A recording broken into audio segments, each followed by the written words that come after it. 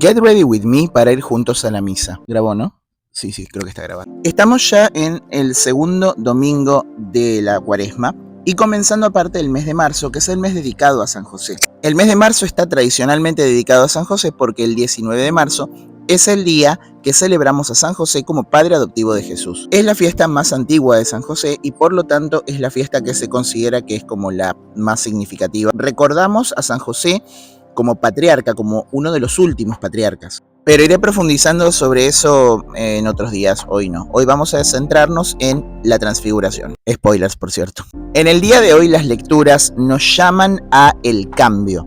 A un cambio, pero un cambio positivo, un cambio real, un cambio que nos haga renacer. Porque hoy recordamos la transfiguración del Señor en el Monte Tabor. La primera lectura es del libro del Génesis y nos habla un poco de cómo Dios llamó a Abraham, que luego se pasaría a llamar Abraham, pero bueno, por ahora se llama Abraham. Deja tu tierra natal y la casa de tu padre y ve al país que yo te mostraré.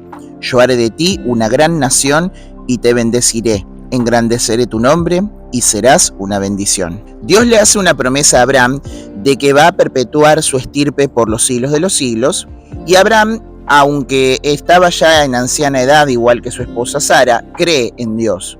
Confía plenamente en que el designio divino se va a cumplir a pesar de que él no tiene ni idea de cómo Dios va a hacer. Eso pasa muchas veces en nuestra vida. Nosotros sabemos que Dios nos prometió algo y no sabemos muy bien cómo cuernos va a hacer para cumplirlo básicamente. Pero nosotros tenemos que tener confianza plena. Abraham hizo exactamente lo que Dios le dijo. Él estaba en una tierra donde estaba tranquilo, seguro, donde básicamente tenía todo lo que necesitaba, pero aún así dejó todo. ¿Por qué motivo? Por la promesa de Dios. Él confió plenamente.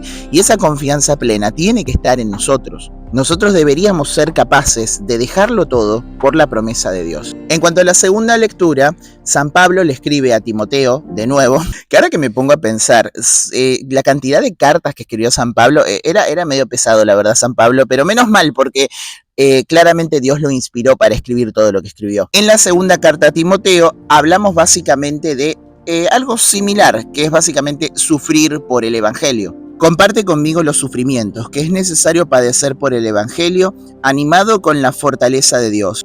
Él nos salvó y nos eligió con su santo llamado, no por nuestras obras, sino por su propia iniciativa y por la gracia, esa gracia que nos concedió en Cristo Jesús desde toda la eternidad. San Pablo acá habla de una cosa que es importante, que es la predestinación. Dios nos eligió desde el principio. Dios nunca dudó en elegirnos.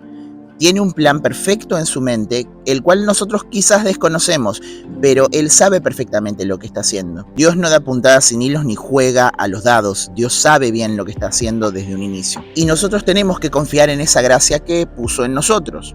Porque la gracia de Dios, o sea, la predestinación que Dios tiene hacia nosotros, hacia la gracia, está sujeta a una realidad que es la libertad. ¿Se acuerdan de lo que venimos hablando? Del libre albedrío y de la libertad de elección. Bueno, esa gracia que Dios nos da no es impuesta, sino que nosotros tenemos que libremente elegirla. Y muchas veces la elegimos y otras veces no. Acá es donde yo hago una pequeña referencia a Jonás dentro del vientre de la ballena. Jonás es otro de los personajes de la Biblia que Dios lo llama y Jonás dice, no gracias, bueno te me cuidas. ¿Y qué termina pasando? Bueno, el caos se desata en su vida, no porque Dios le haga el mal, sino porque como él eligió no seguir los planes de Dios, bueno, los planes se torcieron. Y esto ocurre muy frecuentemente, culpamos a Dios por nosotros mismos torcer los planes, o sea, nosotros fuimos los que tomamos malas decisiones, y entonces ahora tenemos que bancarnos las consecuencias de nuestros actos. Si fuimos tan maduros como para decir, no, este plan de Dios no me gusta, bueno, seamos maduros para afrontar lo que pasa por no seguir el plan de Dios. Y yo sé que dije que no iba a tocar el tema de San José, pero voy a tocar el tema de San José. San José hizo exactamente eso, aceptar el plan divino. De hecho, si nosotros nos ponemos a mirar en la Biblia, San José tiene una cita muy hermosa que dice...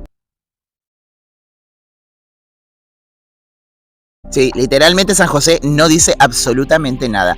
¿Por qué motivo? Porque San José aceptó la voluntad de Dios por completo. Él no tuvo dudas, él no tuvo temores, o sea, sí, posiblemente tenía dudas y temores, pero dijo, todas estas dudas y temores que yo tengo, me las guardo. ¿Por qué? Porque Dios me dijo esto y por lo tanto yo creo en lo que Dios me dijo. Y eso es lo que hace que San José hoy en día sea considerado el patriarca de la iglesia. Él es considerado el patrono de la iglesia universal. ¿Por qué motivo? Porque él hizo lo que la iglesia debería hacer, que es aceptar plenamente la voluntad de Dios. Que muchas veces no lo hacemos, Muchísimas veces la iglesia a lo largo de los tiempos ha intentado modificar lo que Dios le predestinó. Pero bueno, ya eso sería tema de conversación para otro día. Vamos con el Evangelio porque ya me fui por una tangente muy larga. El Evangelio de hoy nos habla de la transfiguración. La transfiguración es un suceso muy importante dentro de la vida de Jesús y de los apóstoles porque Jesús decide revelarles un poco de su esencia divina a los apóstoles. ¿Por qué motivo? ¿Era 100% necesario? La verdad que no era 100% necesario. O sea, los apóstoles posiblemente hubieran creído en Jesús aún así, aunque él no hubiera mostrado su esencia divina. Pero Jesús lo hizo por amor, para cimentar todavía más eso que los apóstoles creían. Él quiso demostrarles, sin necesidad de que nadie se lo pidiera, que él verdaderamente era hombre y Dios. Y de hecho se admiran tanto los apóstoles por eso, que Pedro dice: Señor, qué bien estamos aquí.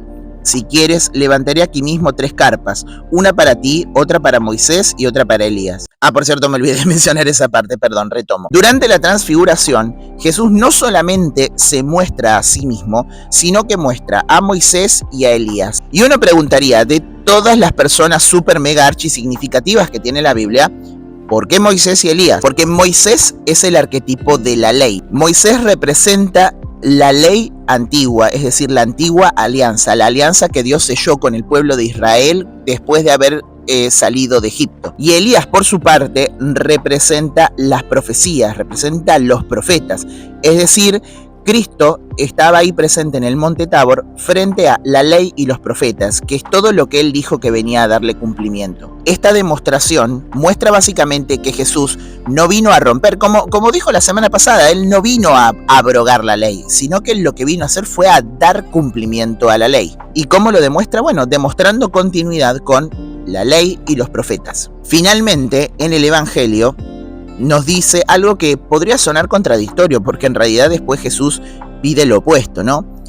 No hablen a nadie de esta visión, y uno podría preguntar, ¿por qué motivo uno no puede revelar esto que acabamos de ver, que es Cristo mostrándonos su gloria, transfigurándose, como dice acá, su rostro resplandeció como el sol y sus vestiduras se volvieron blancas como la luz? ¿Por qué no podemos hablar de eso? O sea, ¿por qué no podemos hablar de la naturaleza divina? Bueno, acá justamente hay un detalle, que es que dice: hasta que el Hijo del Hombre resucite entre los muertos. Y esto para los apóstoles habrá sido un poco confuso, porque ellos pensaban que Jesús iba a vivir y morir como cualquier otro ser humano. O sea, ellos no entendían el concepto de que Jesús tenía que morir sacrificialmente y resucitar para restaurar el vínculo que había entre el cielo y la tierra, sino que ellos creían que Jesús iba a vivir, gobernar como cualquier otro rey, morir de muerte natural y después, en el final de los tiempos, ahí recién resucitar.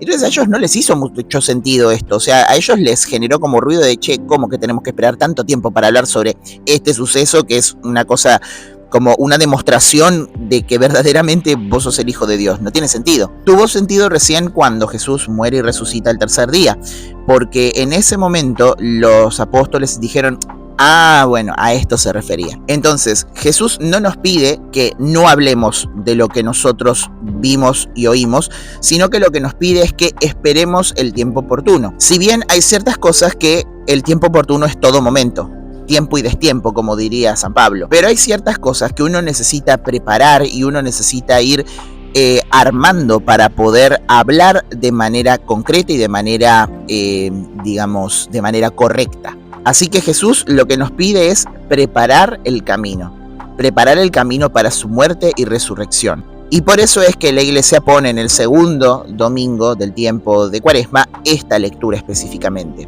porque nos muestra que antes del camino del dolor hay una transformación interna que después se tiene que exteriorizar. Pidámosle al Señor entonces que esta transfiguración que viene desde adentro nos permita verdaderamente brillar como el sol y que podamos verdaderamente aceptar todo lo que Dios nos manda, para que de esa manera podamos dar testimonio luminoso frente a todos los hombres. Y que la ley y los profetas sean nuestras guías en estos 40 días que ya empezaron. Y nada más, me voy porque, bueno, hoy no es tan tarde, la verdad que estoy relativamente a tiempo, pero tengo que terminar de preparar cositas. Y nos veremos el domingo que viene, o el miércoles, o el sábado, como verán, es como medio errático cuando subo video, con otro Get Ready With Me para ir juntos a la misa.